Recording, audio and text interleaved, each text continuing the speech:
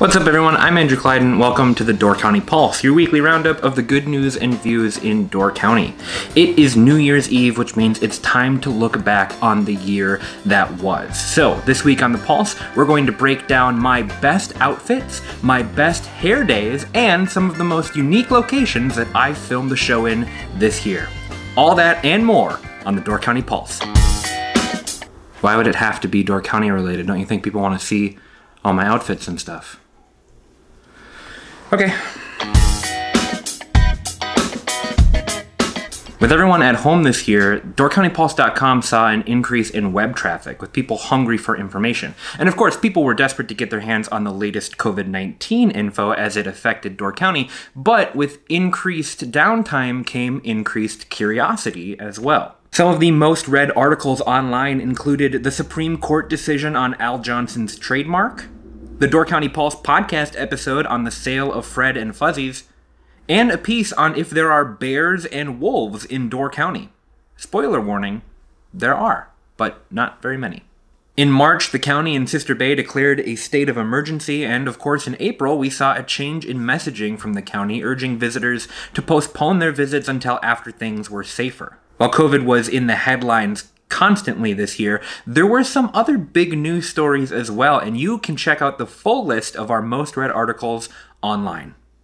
The food scene was drastically different this year, with some businesses opening their doors for the first time, others closing them for the last, and everybody scrambling to improvise and overcome the challenges that the pandemic laid before them in order to give their staff and customers the best and safest experience possible.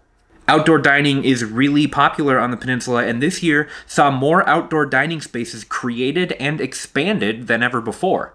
Takeout became king, and some places even began offering take-home meal kits to cook at home. Though the pandemic prevented many gallery openings this year, art still thrived in 2020, with some galleries exceeding expectations and even surpassing 2019's earnings from the same time last year.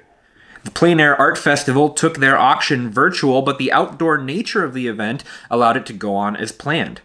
Like the restaurants, Hands-On Art Studio and Peninsula School of Art offered takeout versions of their normal offerings with at-home art kits. Theater companies and performers of all kinds had unique challenges to attend with this year. Many theater companies canceled their entire seasons, opting to connect with their audiences in new ways over social media.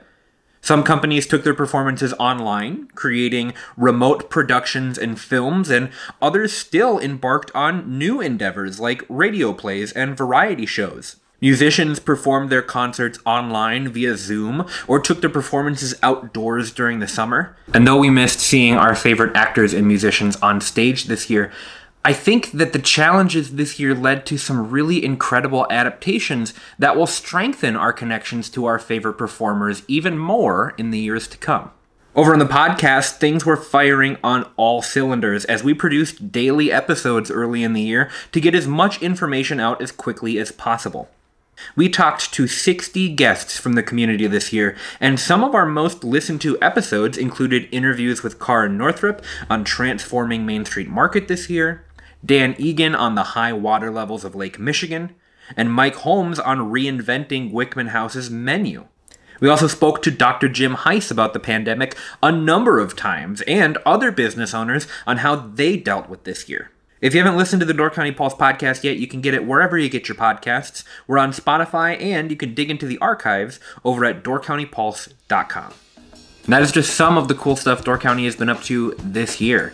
A little bit shorter episode this week because I encourage you all to go to DoorCountyPulse.com and check out the year in review from all of our different sections. There's some really great roundups of some of the most incredible stories from this year, tales of business owners and individuals overcoming incredible challenges, and striving to provide leadership and give back to this community all year long. If you got something to share with us, send it over to our Facebook page at Peninsula Pulse. We cannot wait to see what you and your neighbors have been up to. That's it for this week's Door County Pulse. Don't forget to like, comment, subscribe, all that YouTube stuff. If you're watching over on Facebook, share the video with somebody who might enjoy it. Thank you for watching the Door County Pulse all year long, and I can't wait to see you all again next year.